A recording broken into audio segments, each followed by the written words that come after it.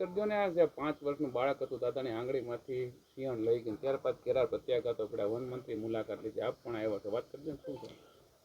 છેલ્લા 1 મહિનામાં અમરેલી જિલ્લામાં 6 જેટલા બનાવ બન્યા. એમાં સિંહના હુમલાના 5 બનાવ, 4 લોકોના મૃત્યુ.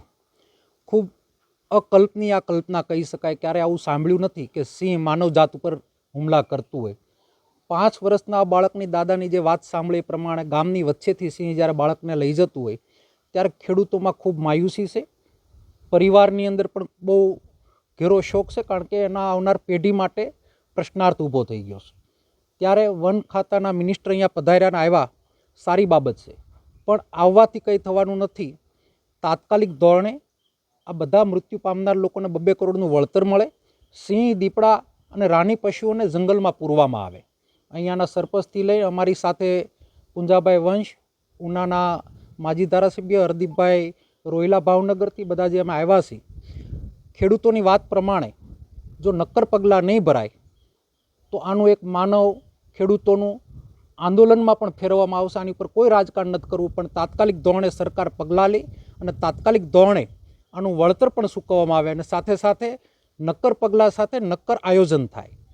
આ મૃત્યુ પામનાર વ્યક્તિ, એક ઘર આખું બરબાદ થઈ જતું હોય છે. ત્યારે વર્તમાન સ્થિતિમાં માણસ કરતાં પશુની સરકારને કિંમત વધારે છે. એવા અધિકારીઓનું પણ અહીંયા જે પ્રમાણે મેં વાત સાંભળી એ પ્રમાણેનો વ્યવહાર છે. તાત્કાલિક આની ઉપર પગલાં ભરાય એની માગણી સાથે જ્યારે પણ આ ગામના ખેડૂતો બોલાવશે અને કહેશે કે આપણે આ પ્રમાણનું આગળ વધવું છે, એની આગળ વધવાની પણ અમારી તૈયારી છે. અને ફરી વખત અર્જુનભાઈ મોઢવાડિયાને વિનંતી કરું છું કે 10 લાખ રૂપિયાનું વળતર નહીં પણ 2 કરોડનું વળતર આપવામાં આવે એવી વિનંતી કરું છું. ભાઈ, બીજું એવું નથી લાગતું સિંહો છે તમે જંગલ છોડીને ગામ રેવન્યુ વિસ્તારમાં આવી ગામ સુધી પહોંચી ગયા? આ જ ગામમાં છેલ્લા 4 દિવસમાં 10 સિંહોને પાંજરે પૂર્યા છે. જે પ્રમાણે મેં વાત સાંભળી 10 સિંહને પૂર્યા, હજુ 5-7 સિંહો આ વિસ્તારની અંદર ખુલ્લા ફરે છે. ગામજનો સાથે ખેડૂતોનું કહેવું છે. મેં વાત કરી એ પ્રમાણે સિંહના આયોજનમાં સરકાર નિષ્ફળ છે. વન ખાતું 30 વર્ષથી ભારતીય જનતા પાર્ટી પાસે છે અને છેલ્લા 15 વર્ષની અંદર કોઈ ગામ એવું નથી કે દીપડા અને સિંહ ના હોય. ભાવનગર સુધી સિંહ જ્યારે જતા હોય, દીવ સુધી સિંહ જતા હોય, ત્યારે સિંહ પ્રેમીઓને ઘણી આનંદી વાત પણ હોય અને દુઃખદ વાત એ પ્રમાણની છે કે અમે ખેડૂતના દીકરા છીએ.